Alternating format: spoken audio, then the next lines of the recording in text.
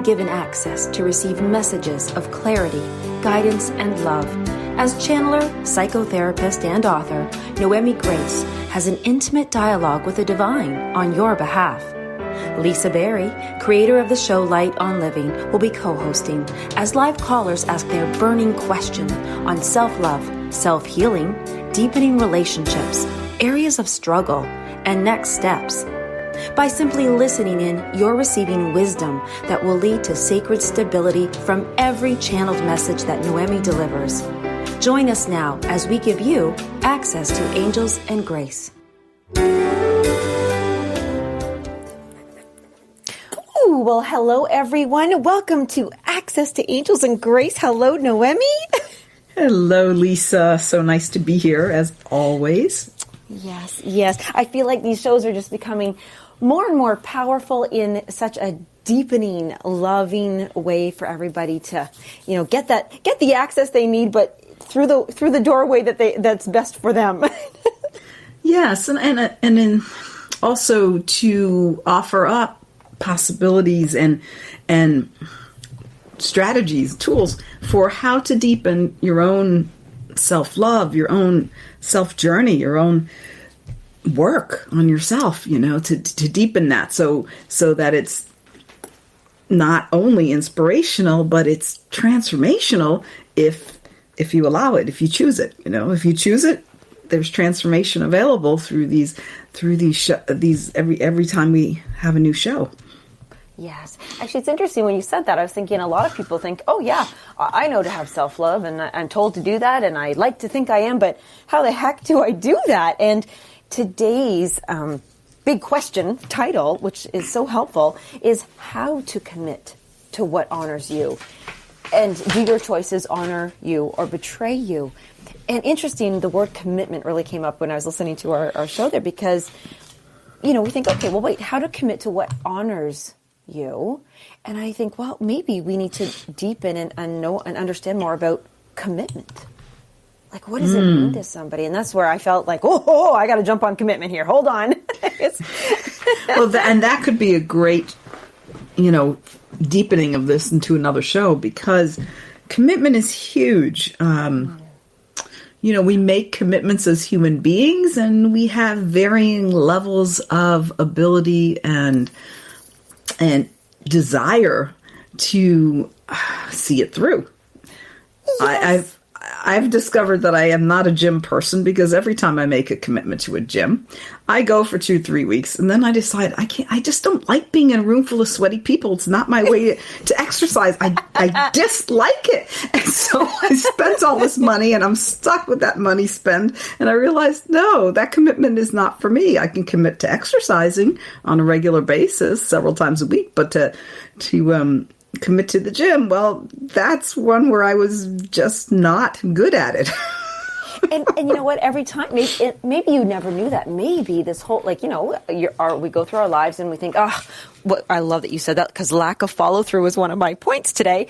But it's not lack of follow through. It's actually self-honoring yourself. Like, I don't like this. I love working my body and having movement and not being stagnant, but not this way. But if we don't know that, Noemi, a lot of us just say, I failed. I can't do it. Yeah. So this self-judgment comes in. So, are we committing to something that is not in alignment with us? And that's where the honoring comes in. So we made this commitment, and there have been other things that I've committed to. Recently I was in this, I don't even know what it was called, some kind of abundance circle thing. It had, dream weaving circle. And I committed to it, and with money up front and everything, and time commitment. And the people were lovely, and the intention was good, and it was not my way. It really was not my alignment for creating abundance. It was the way it was going about, which was nothing wrong with it, but it wasn't my alignment.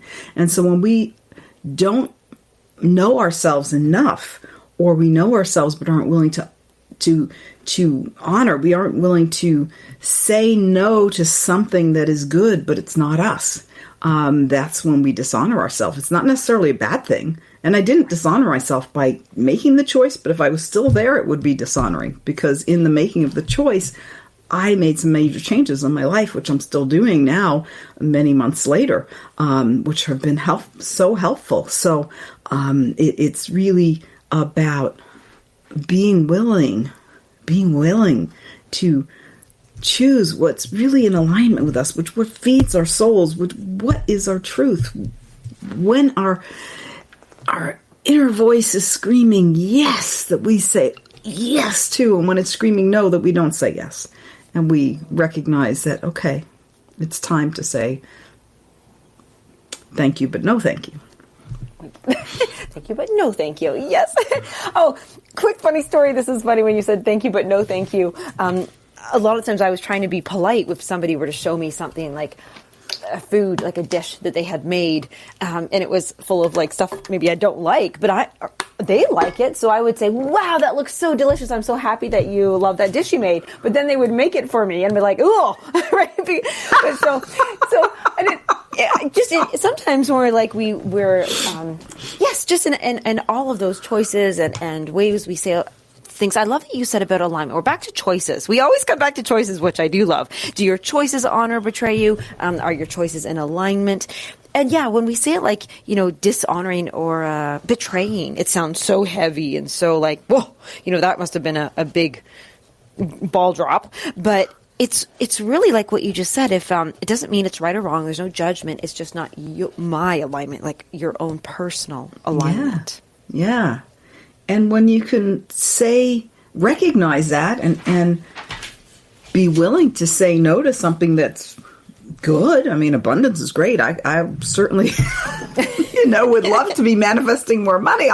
Definitely, and it wasn't all about money, because I took other aspects of it and really worked on those and made some changes, as I said. But it is, so good things are not necessarily our things. It's not necessarily what's really best for you, what's in alignment with you. Just like, people talk about my truth. Well, my truth is not your truth. It is, and there's so many layers of truth too. Oh, we can do a lot on that.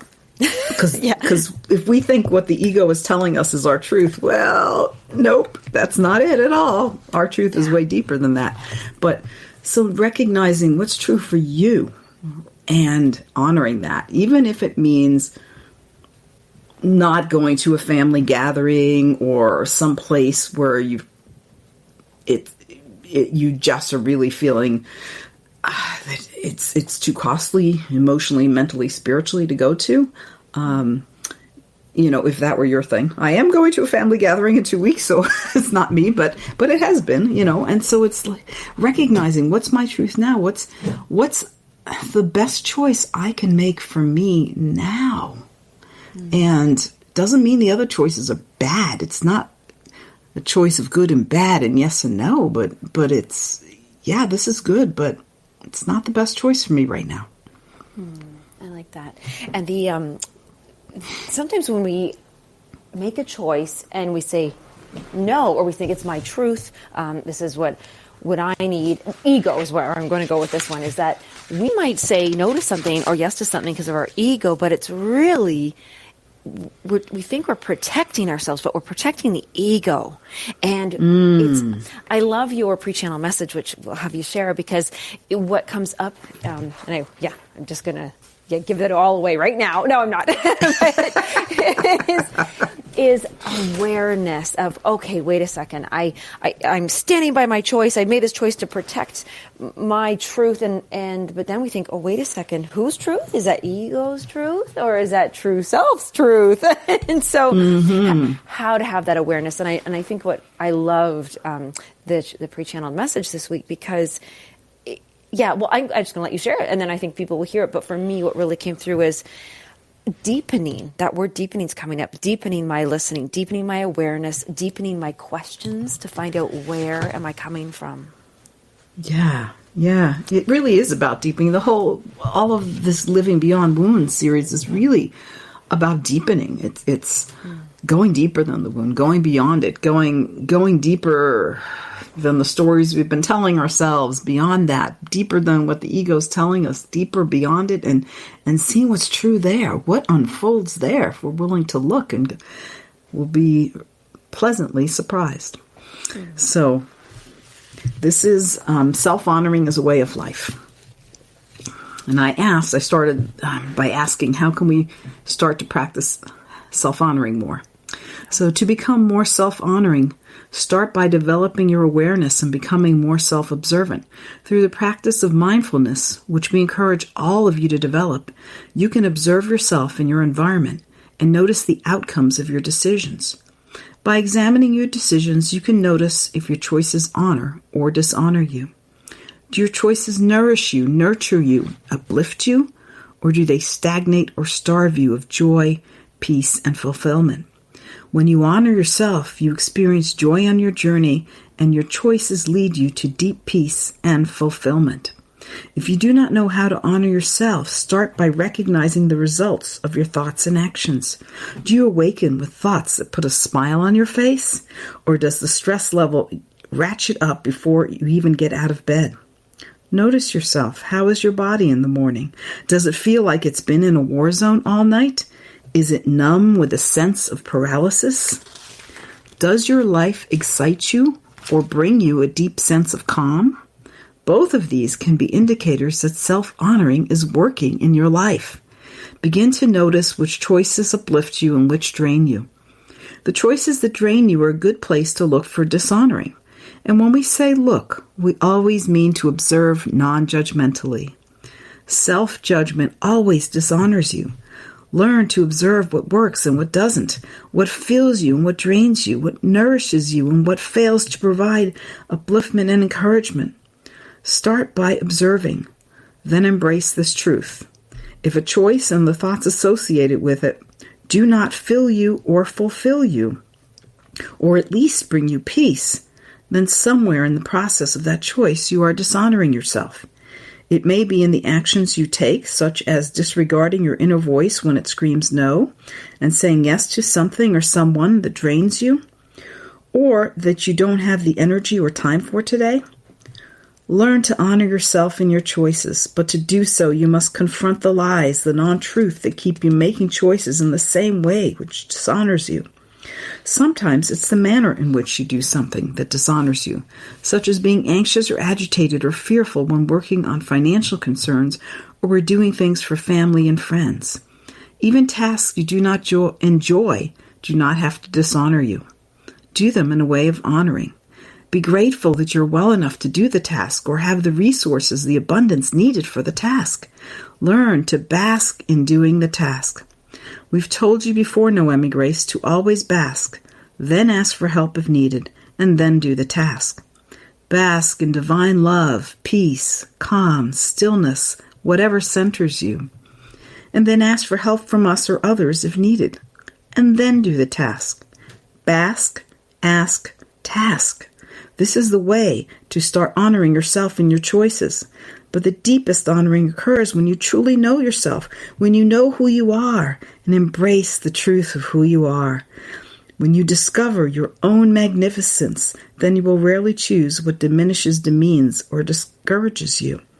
You might do it by accident, by being unaware, but your awareness is elevated by knowing your deepest truth, not the ego's truth, but the truth of who you are deep inside.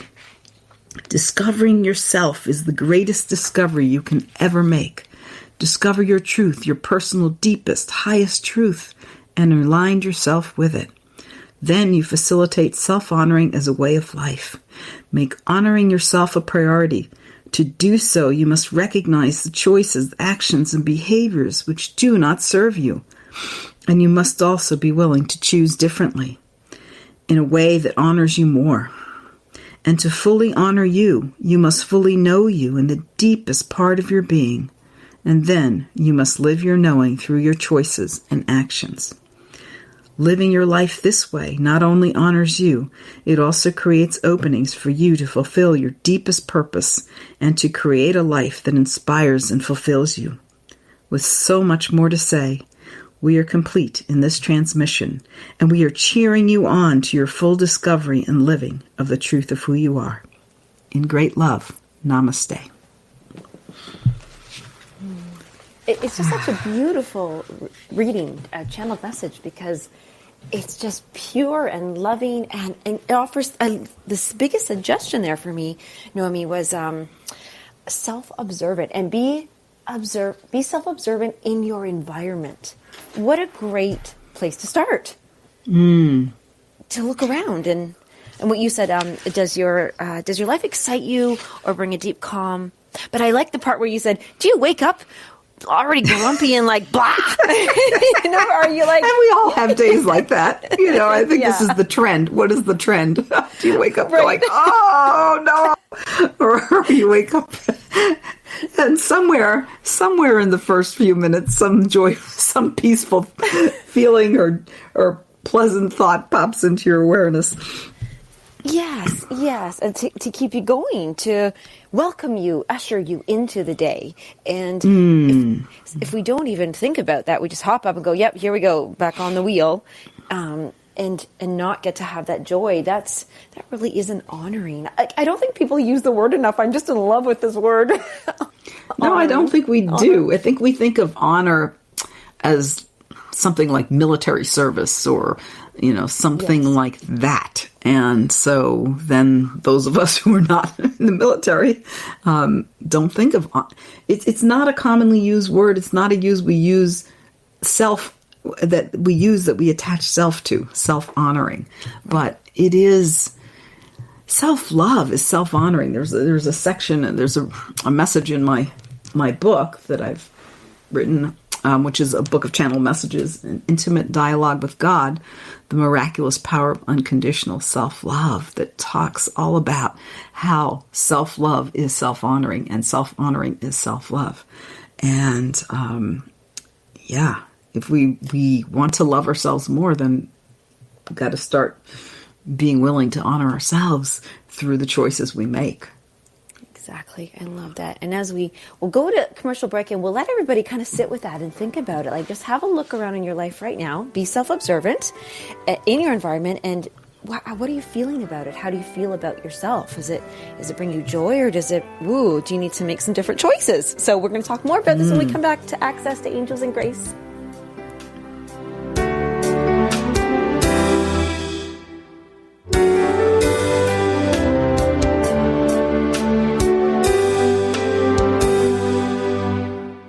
The Real Conscious Connection.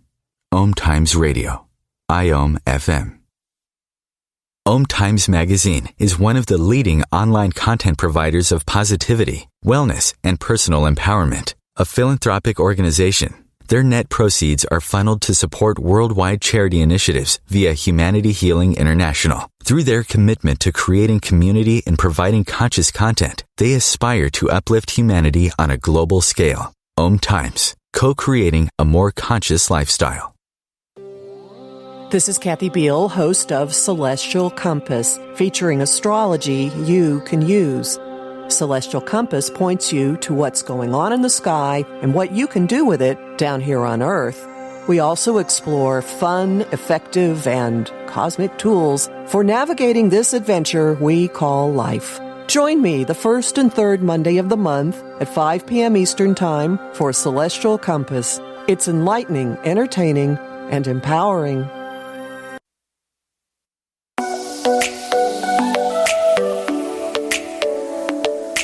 My loves, you know you're here as a soul-led leader to transform this world through the sharing of your passions and gifts.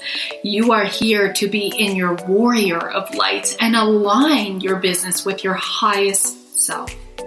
I'm Rosalind Fung of the show Activate Your Soulgasmic Business. Let's elevate your business to the next expansive level.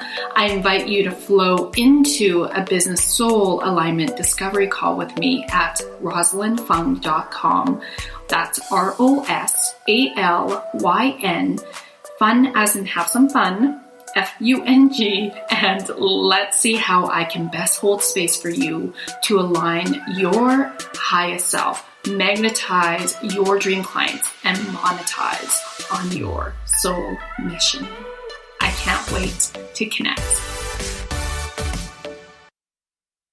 COVID-19, brought to you by CDC and the Ad Council. Do you feel like your emotions are all over the place? That's normal during this abnormal time. There are a number of ways to cope. Maintain a healthy routine, get enough sleep, eat nutritious food, and exercise at least 30 minutes each day. Schedule some time to talk with a friend or family member. And remember, you can always take a few deep breaths to feel more centered. Find more self-care and coping tips at coping-19.org.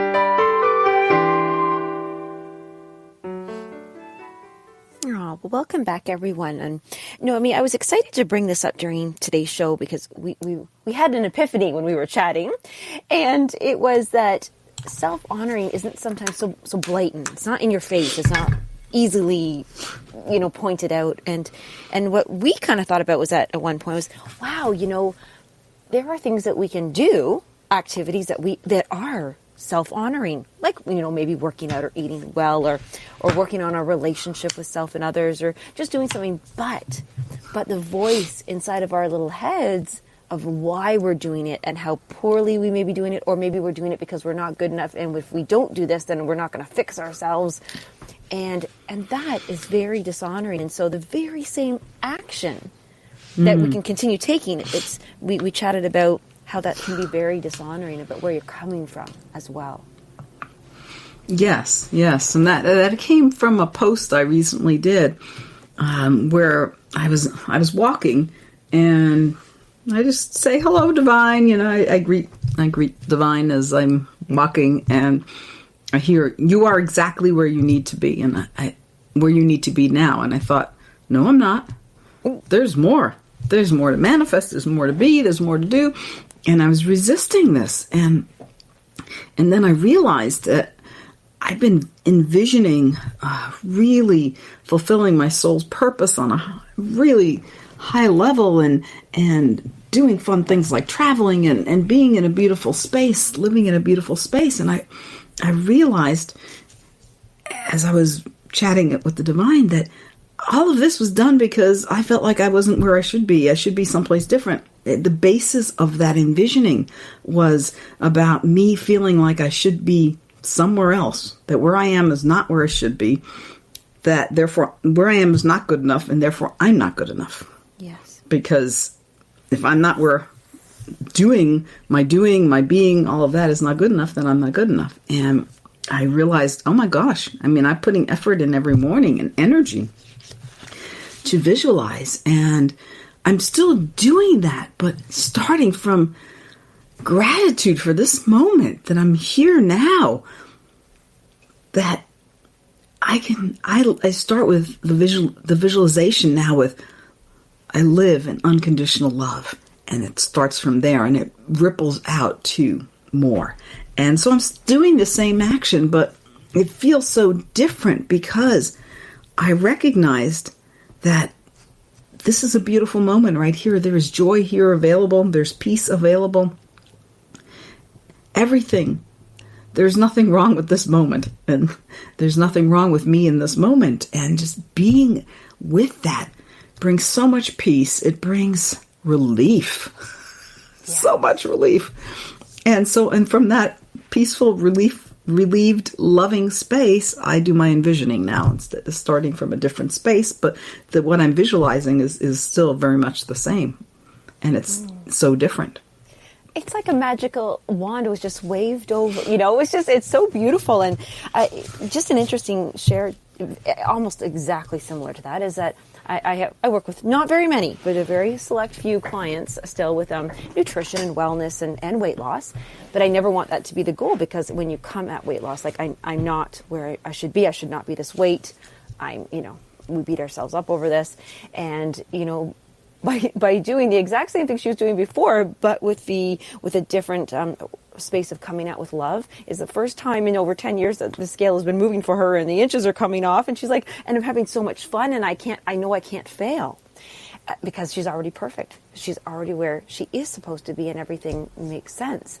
And a question that's coming through me right now, Yeah. Oh, sorry, I didn't give you time to respond. That's very, I just want to say that is speaking to me quite a bit as well, because I injured my knee right at the beginning of lockdown last year, and I was just struggling to really walk or exercise. I did gain weight, and I have not been feeling good in my body. I feel sluggish, and I started to walk, do this power walk every day. And at first it was, I gotta get in shape. I gotta do this thing, because I hurt myself on the elliptical, which is where I met the divine. So I was afraid to get back on the elliptical. So I'm like, I gotta do this fast, power this, that, and the other. And now I'm going and chatting with the divine, but I am actually, because I do have a pedometer app, and I'm walking faster, and and I'm not focusing on that, because I gotta get some movement here. I've got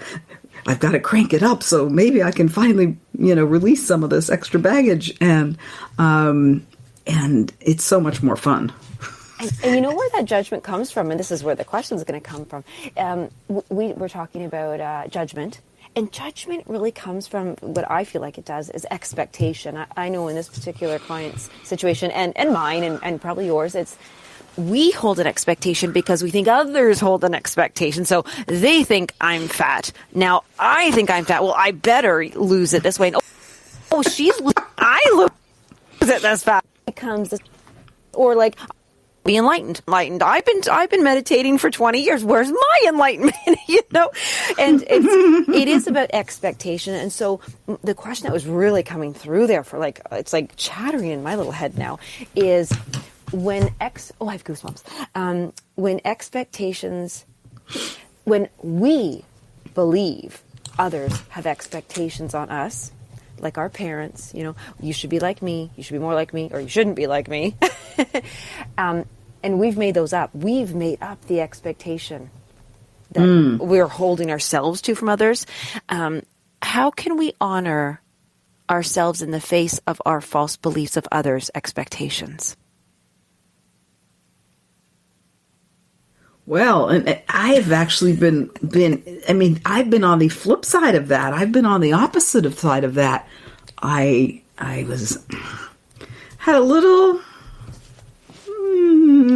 some words with my husband, who's probably listening. Love you still. And I said to him, this was last week, I said to him, the problem is that I have expectations, and I shouldn't have any expectations. I've been doing all this work on myself, and I still have expectations. I need to do more work on myself. And I realized the problem was not that at all. It was that I didn't communicate what my expectations were. I was expecting that they were known and they were understood.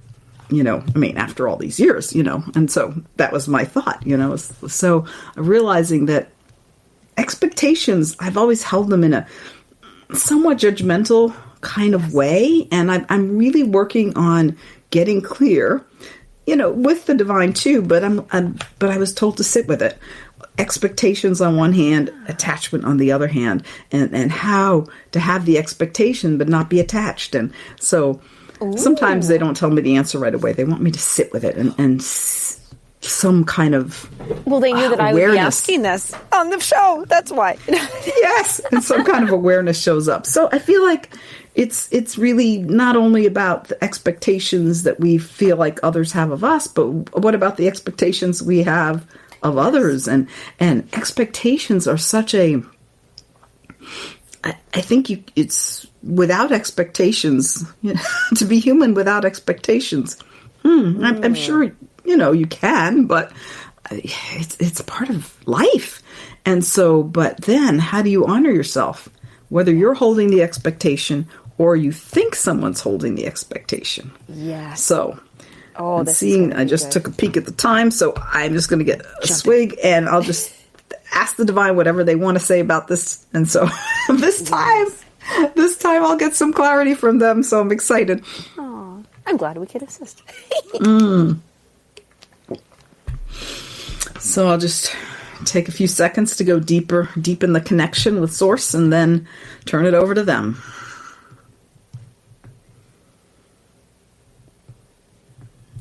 Hello, Divine. I'm excited to be in the position to receive some wisdom, some clarity, some help about expectations and honoring ourselves and how the two relate or not, and whatever you can share with us to help us in this, because expectations are something we all experience.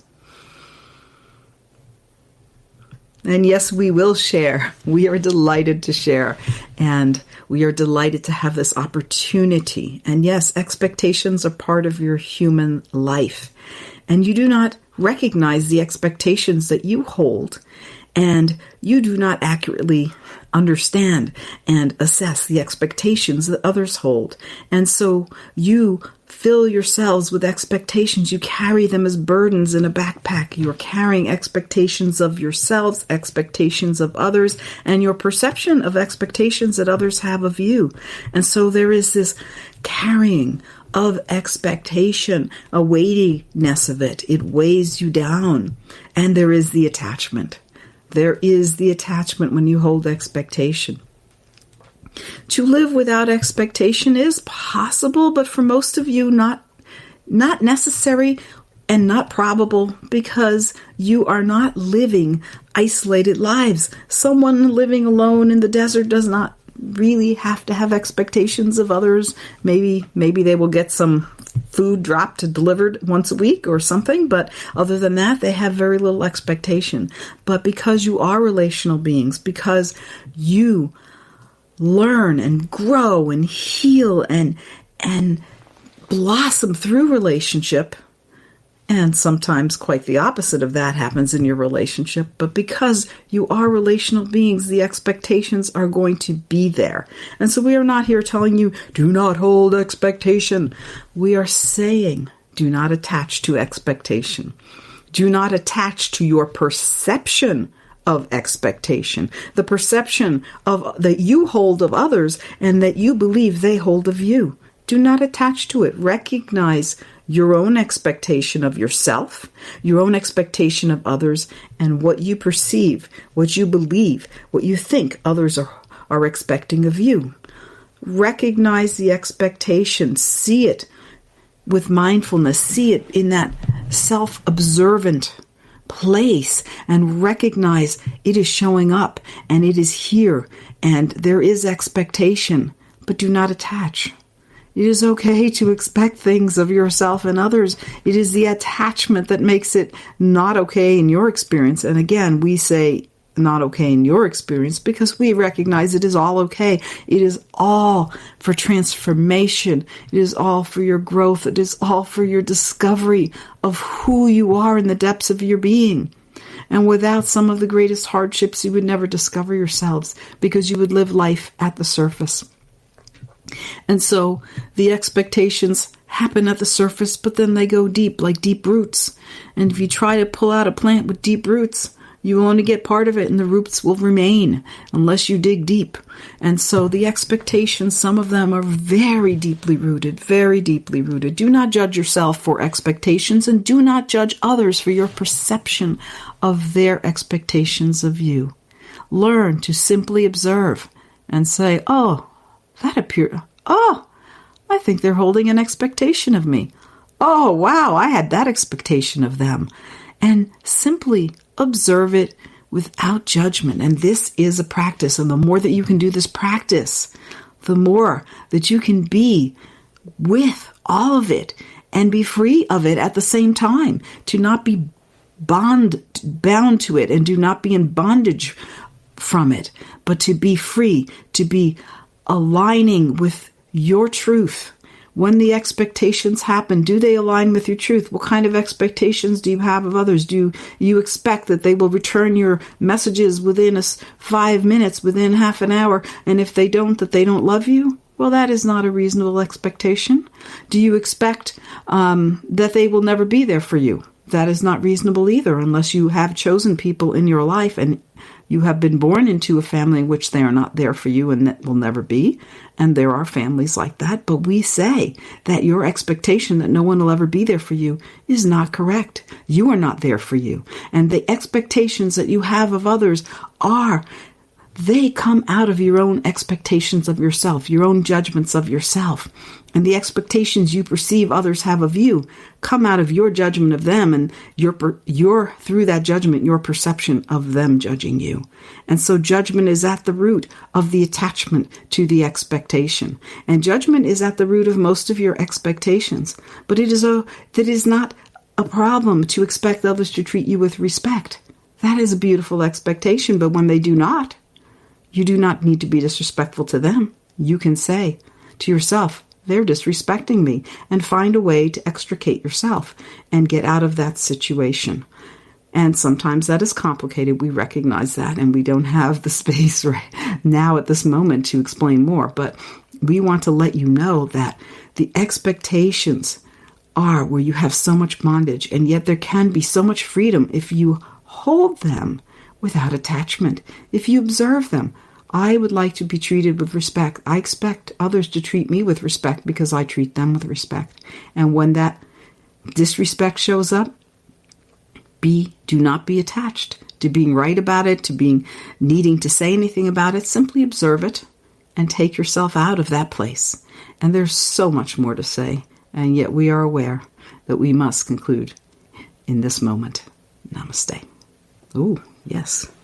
Oh, wow. Yeah. You even gave us extra there. Oh, there was a bunch of goodies. There. Yeah. I'm glad I took notes on that one. Because as we still have a minute too, I have to share this really quickly. You know what about I love the, and we're going to come back to this after commercial, but expectations in others. Quick story to share here. When I was, I don't know, this is 10, 15 years ago, so it was around my 30s, and my sister, who we're very close in age, we got into this. She was so upset with me over not calling her back at a time that she really wanted that she said, that's fine, I never want to speak to you ever again. And like forever in life. And so, of course, I got my mom and dad involved in this. We had a family meeting where my parents had to moderate, or mediate this meeting. And it came down to my sister felt that I didn't love her enough. She wasn't important enough. She wasn't validated unless I called her back within like 4 hours. And I said, well, if I can get back to you within 3 days, I mean, I'm busy. And she wasn't really busy. And when it came down to, then we had to negotiate, okay, my dad said, well, could you handle calling her back within 24 hours? I said, well, listen, here's the thing. I don't want to be held to, I have to do anything. I do love you. I said, if that's what this is about, I love you. You matter to me. You're important to me. I'm really busy. And I said, and this makes me feel like you don't love me because you're not respecting me. And now you're forcing me into being afraid that you're going to take my sister friendship away because I can't get back to you. I said, and that doesn't feel like love. So there was quite a bit of learning why we each held these expectations and why we both didn't want them. So very interesting. I have totally forgot about that, actually. That's a great story. Yeah, we all come from different places. Yep. And with that, we will go to commercial and come back and continue. Wonderful. Thank you. And thank you, Source.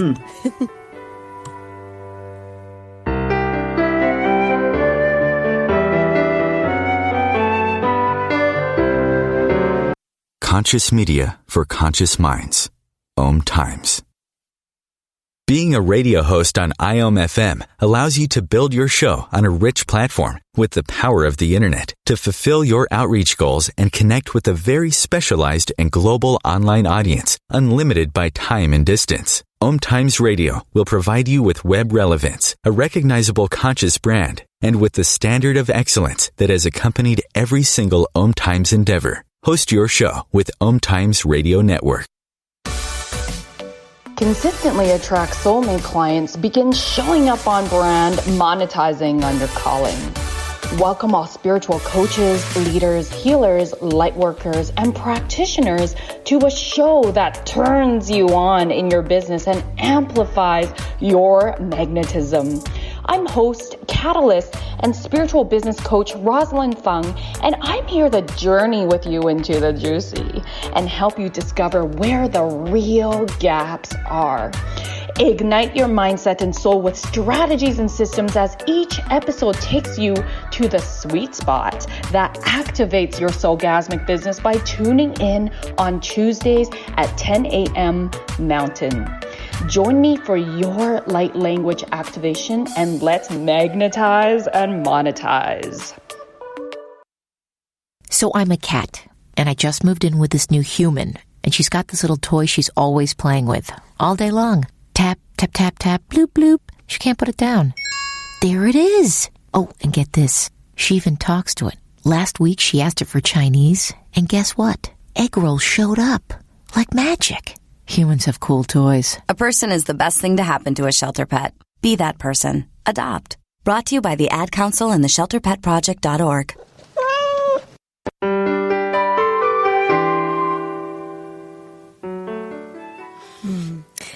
Well, Noemi, I would love to jump back in on this one thing that I loved. I loved your emotion when you said this. It was so cute. You were like, oh, I think they're holding on to an expectation of me. Let me observe it, but remain free. Remain free of it. You do not need to be in bondage of it. So, so stay free. And I thought, I get that, because what we're saying there is observation is not attachment. We can observe it. Yeah. I love that. I like that statement. And if you love that, if you think about that one, observation is not attachment. So if you look around and go, oh, they are holding an expectation of me. I'm holding an expectation of them. Okay, but I'm not attached. So in honoring this, that's their expectation. I'm aware, I can respect that they have one, but I'm going to remain free and not be in bondage of it, because bondage, as we know, is not honoring ourselves. Yeah, they said something about not being bound to it and not being in bondage. My tongue got twisted when they said bound and bondage. I wanted to say bond and bondage, and I was like, no, not bond, bound. So, but in that, being able to observe, being able to be the witness of who we are and witnessing what is happening. There's juice there. There's so much there. Can we witness without getting attached, without getting hooked into it? Yes. And then once we are hooked, oh, that's so interesting you said hooked. My next word was I'm coming back to commitment, because I'm very aware of this in relationships for myself. I never wanted to commit again, because once I committed, then there's expectations.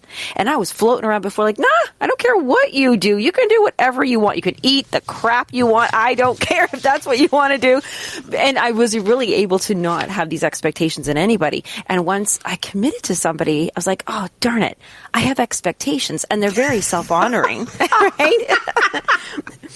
But if we could go into that, Noemi, and even, Source can definitely chime in and chomp it at the bit, because we're right back to that. If we want to commit to self-honoring ourselves, to making those choices, to observing and staying detached, but knowing that, so commitment and self-honoring, do we need to make this big thing? Okay, here. Commitment to me used to mean sacrifice, giving up, and making sure things are always fair exchange. But that's not really, that's very yucky and bondagey. So if we could we have Source chime in as well as you on self-honoring commitment? So are you asking about committing to self-honoring, or yes, or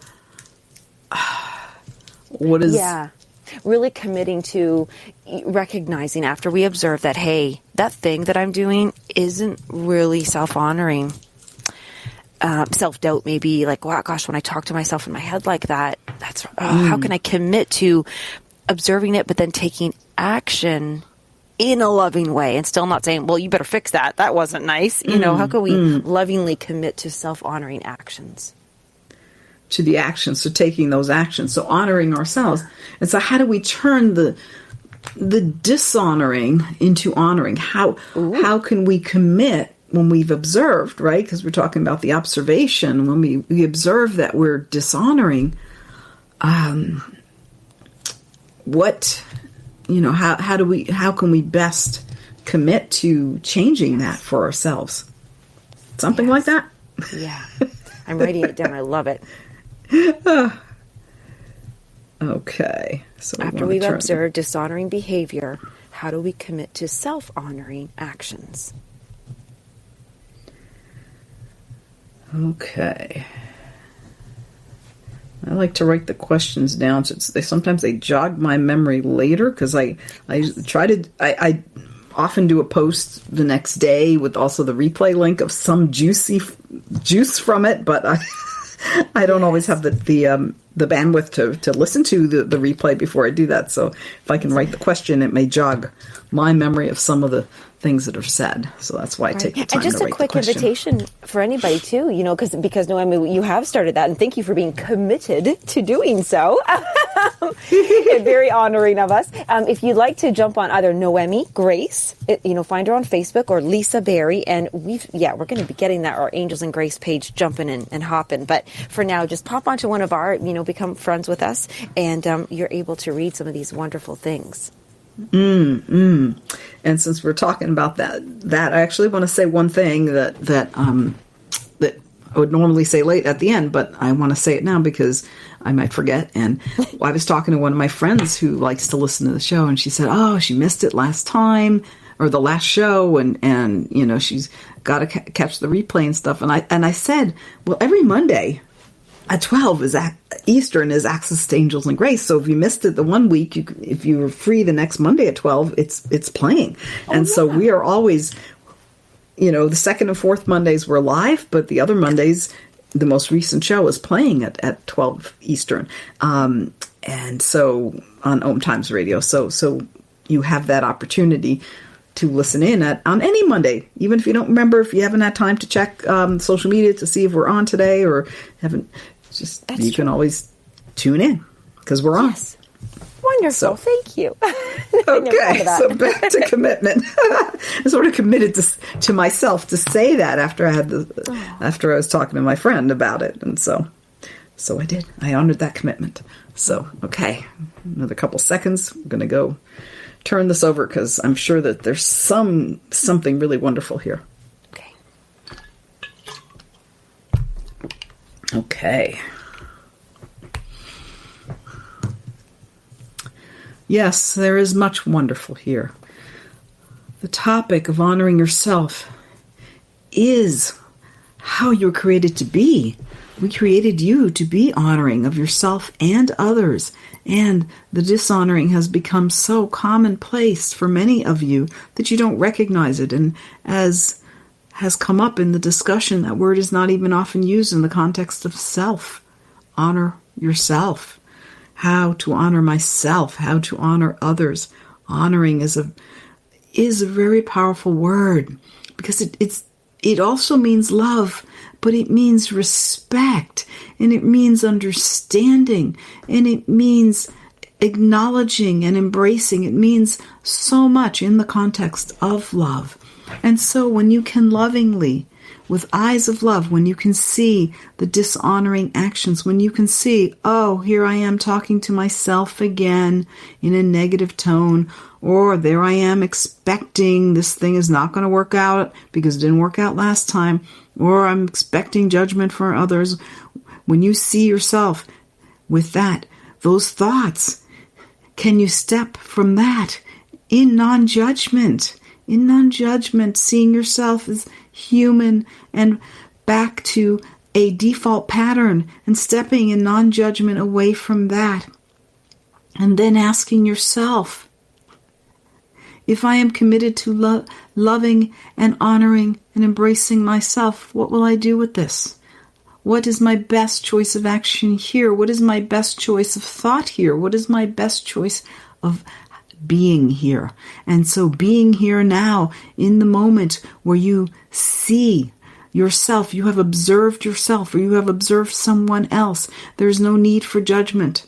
And yet judgment slips in automatically because it is what you have learned to do. And we are asking you to unlearn that and to learn to observe without judgment, to learn to observe neutrally, but to learn to observe lovingly. Lovingly see, I am dishonoring myself. When you can see that you are dishonoring yourself from a place of love and without judgment, it is so easy to move to change your position, to change your stance, to move into a different action. It is the judgment that ties you to the thing which you judge. And so when you judge the dishonoring, when you judge that you have not been honoring, you are attached to that which you are judging, and you cannot move forward. That judgment ties you together. You are bound to it. And in that binding is bondage. And we are here to say to you that need not be. That need not be. Because when you see it from love, you can see, oh, the vulnerability. Oh, yes, I have learned this behavior and I'm doing it unconsciously without realizing that I'm hurting myself, that I'm judging myself. When you can see these things about yourself, when you can see that you are doing something that you've learned and you've done it over and over again, there's nothing to judge. It's simply to observe and go, oh, and then bring awareness to the other choices that are available to you. What else can you choose? How can you step out of that? And so the first step is to non-judgmentally observe, to become self-observant and observant of others through the eyes of love. And when you see it in non-judgment, you're not attached to it. When you see it in judgment, you are completely attached. And so in that non-attached, non-judgmental space, you can then examine, what else is there? How else can I do this? What else could I say to myself instead of stupid me? What else can I say? Beautiful me. Or I can say, I'm learning from my mistakes. Or what is it that you can say? When you can say, I'm learning from my mistakes, that is a whole lot better than saying, I'm always making mistakes. Learning to see the other opportunities. Sometimes it is a subtle shift. You are still mentioning mistakes in that example, but you are mentioning learning. You are mentioning growing. You are mentioning being more, expanding more. And so allowing yourself to observe and allowing yourself to learn from what you observe and to change. And when you do that, the change is easy. It is the attachment of the judgment that makes it so hard to change. When you can see, oh, that thought hurts, and then you can say, I can shift my thought. When that thought hurts, you are able to shift your thought. When that thought hurts and you observe it with love, you are able to choose something much more loving. When that action hurts, you can choose something much more loving, much more nurturing, much more helpful. And so it is being able to be of service to yourself through the non-judgment and the non-attachment of non-judgment and the choice that comes from love and honoring of yourself. With much more, once again, we will end here for now. We love you so much. Namaste.